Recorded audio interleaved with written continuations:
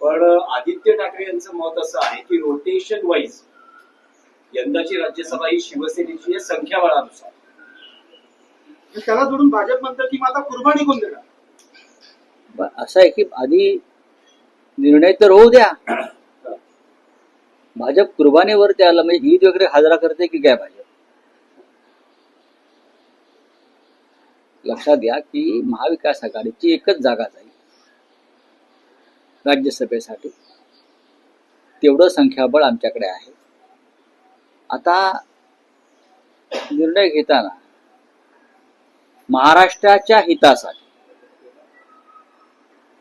महाराष्ट्राच्या अस्मितेसाठी काम करणारं नेतृत्व कोणतं आहे ते 3 पक्ष बसून ठरवतील. आणि अर्थात निर्णय एकमतानंच होणार आहे ना. आदित्य ठाकरे बोलले ते योग्य आहे. शरद पवार या देशाचे मोठे नेते आहेत. काँग्रेस पक्षाचेही काही लोक निवृत्त झालेले आहेत. शिवसेनेच्या सुद्धा एक सदस्य आमच्या प्रियांका निवृत्त झालेल्या आहेत.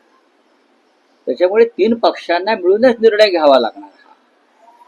या क्षणी तुम्ही जो मीडियातून जे काही प्रश्न विचारले जातात ते निरर्थक आहे. विधान परिषदात सुद्धा आहे, त्याच्यावर निर्णय घ्यावा लागेल. प्रत्येक पक्षाला वाटतं की आम्ही महाविकास आघाडीचे महत्वाचे घटक आहोत, आम्हाला संधी मिळावी, हे प्रत्येकाला वाटणं साहजिक आहे. पण आम्ही एकत्र बसू आणि निर्णय घेऊ आणि महाराष्ट्राच्या हिताचा निर्णय. मराठी भाषिकांनी संसदेमध्ये जाऊन महाराष्ट्राचे प्रश्न मांडावे यासाठी आम्ही तिथे जातो सगळे. त्याच्यामुळे त्याच गुणवत्तेवरती कोणी तिथे जाऊन या वेळेला प्रतिनिधित्व करायचं हे 3 पक्ष एकत्र बसून ठरवतील. नाही, पण राऊत साहेब, जेव्हा शरद पवार इच्छा व्यक्त करतात की त्यांना राज्यसभेवर जायचं आहे, त्यावेळेस महाविकास आघाडीतले 2 प्रमुख पक्ष काँग्रेस आणि शिवसेना उद्धव बाळासाहेब ठाकरे पक्ष, सुरुवातीला मत काय आहे? सुरुवातीला अशी झटापट होते सर्वच राजकारणामध्ये. सुरुवातीला अशा प्रकारची झटापट ही होते, राजकारण आहे ना. पण शेवटी आम्ही एकत्र बसून एकमतानं निर्णय घेतला.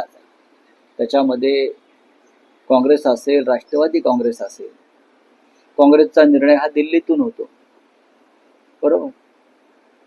शिवसेना आणि राष्ट्रवादी काँग्रेस, शरद पवार हे निर्णय मुंबईतच होतात किंवा महाराष्ट्रात होतात. एकत्र बसून निर्णय घेतले जातात. जो कुर्बानीचा संदर्भ आहे तो आहे विधान परिषदेच्या जागेसाठी. जर राज्यसभेवर शरद पवारांना पाठवायचं असेल तर त्यानंतर येणारी जी विधान परिषद निवडणूक आहे, तुम्ही असं म्हणतात की उद्धव ठाकरेंनी ती लढवावी, उद्धव ठाकरेंनी पुन्हा विधिमंडळात जावं अशी पक्षाची, जशी महाराष्ट्रामध्ये. काँग्रेसचं मत असं आहे की प्रत्येक वेळी एनसीपी शरद पवार, शिवसेना युपीटी यांनाच नाही तर आम्हालाही संधी मिळाली पाहिजे. तर उद्धव ठाकरेंचं जाणं थोडंसं कठीण दिसतंय. अजिबात कठीण नाही. कठीण कशा करता असेल? राज्याचे माजी मुख्यमंत्री आहेत, शिवसेना पक्ष प्रमुख आहेत. त्याच्यामुळे विधान परिषद कोणी लढवायची, राज्यसभा कोणी लढवायची या संदर्भात मी म्हटलं ना, निर्णय घेतला जाईल. राज्यसभेच्या बाबतीमध्ये सुद्धा शरद पवारांसारख्या नेत्याची इच्छा आहे. त्यांची संसदीय कार्य परंपरा फार मोठी आहे.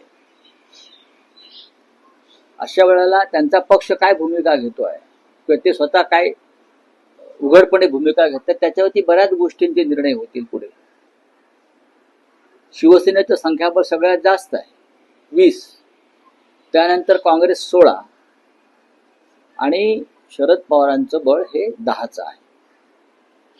तरी आम्ही महाविकास आघाडी म्हणून इतर घटक पक्ष लहान असल्यामुळे 50 पर्यंत जात आहोत. जिंकण्यासाठी 37 मतांची गरज आहे, म्हणजे आमच्याकडे पुरेसं संख्याबळ आहे. विधान परिषदेमध्ये माननीय उद्धव ठाकरे यांनी जावं अशी आमच्या सगळ्यांची इच्छा आहे.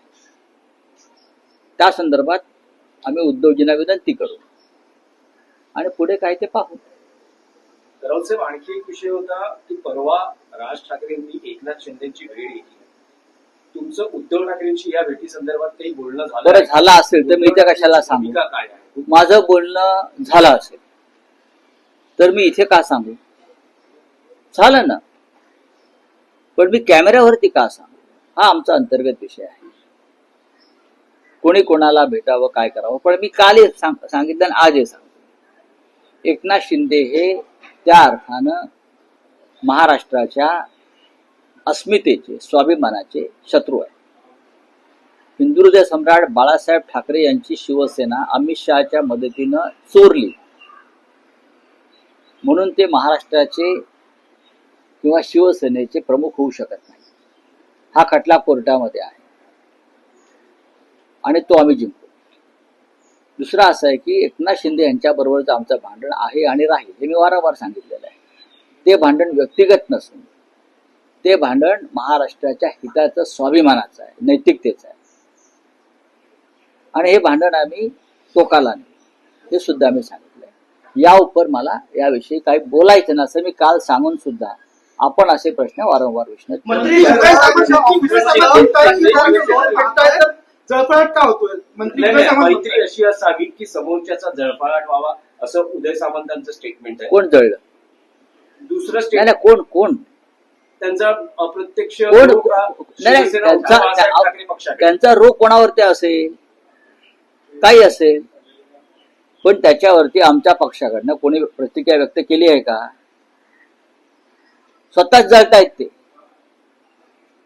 स्वतःच त्यांच्या बुडाला आग लागलेली आहे.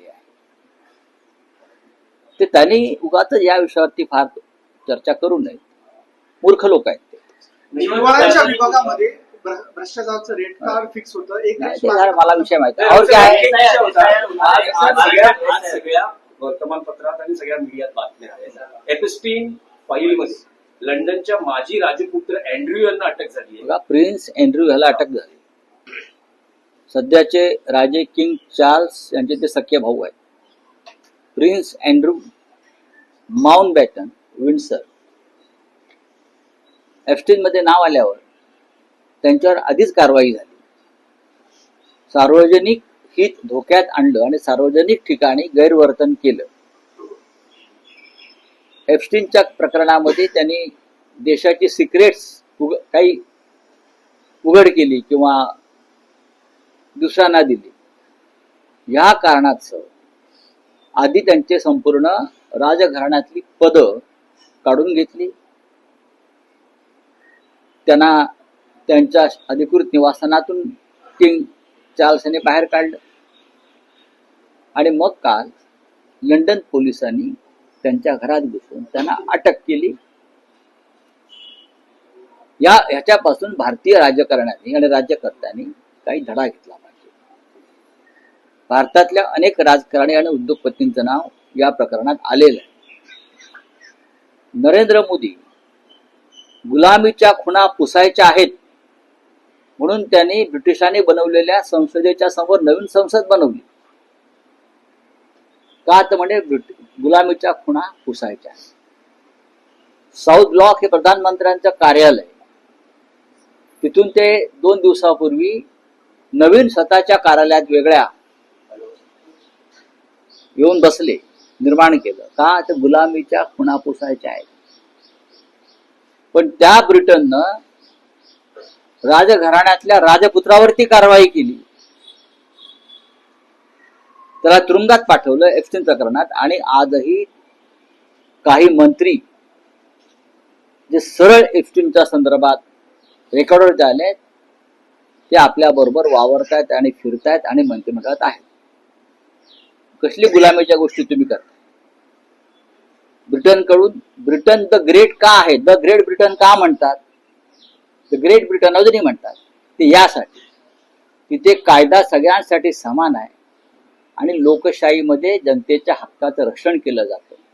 आणि भारतामध्ये नेमकं उलट आहे. नुसतं संसदेची इमारत बदलून आणि साऊथ ब्लॉकचं कार्यालय बदलून गुलामी नष्ट होत नाही.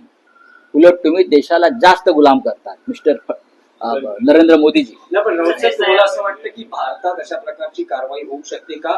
आणि समजा होणार नसेल तर त्याबाबतची ज्या अर्थी हरदीप पुरीचं असंख्य वेळा नाव, 9 वेळा भेटीगाठी, आणि ते सुद्धा मोदी प्रधानमंत्री झाल्यावर झालेल्या भेटीगाठी, ते जर समोर आलं असेल आणि हरदीप पुरींना जर मोदी हात लावत नसतील, याचा अर्थ हरदीप पुरीकडे काहीतरी महान सिक्रेट्स आहेत त्याच्या मुठीमध्ये आणि त्याला घाबरून पूर्वीवरती कारवाई होत नाही, अनिल अंबानीवरती कारवाई होत नाही.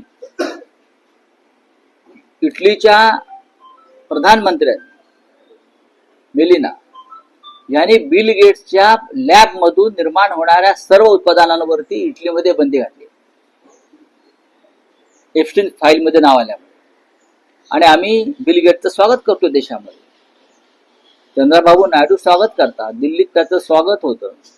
तो कीनोट स्पीकर असतो, लोकांनी विरोध केल्यावर त्याला भाषण करू दिलं नाही. हा कसल्या गुलामीच्या गोष्टी करताय? चला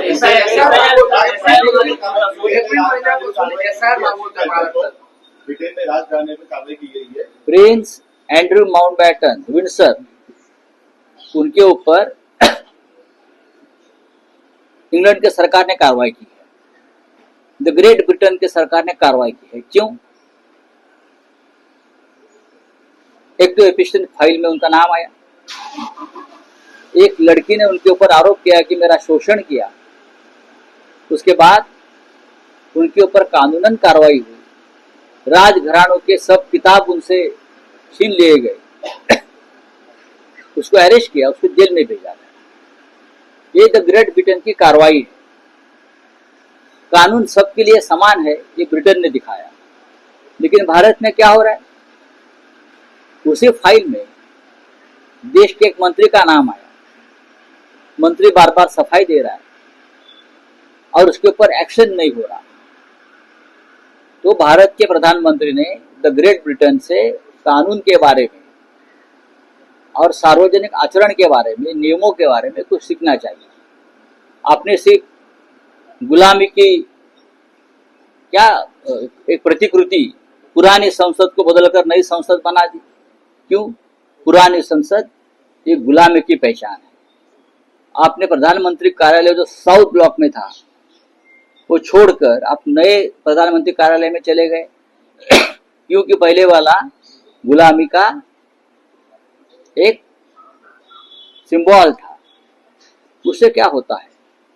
लेकिन जिसको आप गुलामी का सिंबल मानते हो, द ग्रेट ब्रिटेन ने एपिस्टीन फाइल में अपने प्रिंस को भी नहीं छोड़ा है, उनको अरेस्ट किया, जेल में भेजा. आप क्या कर रहे हो?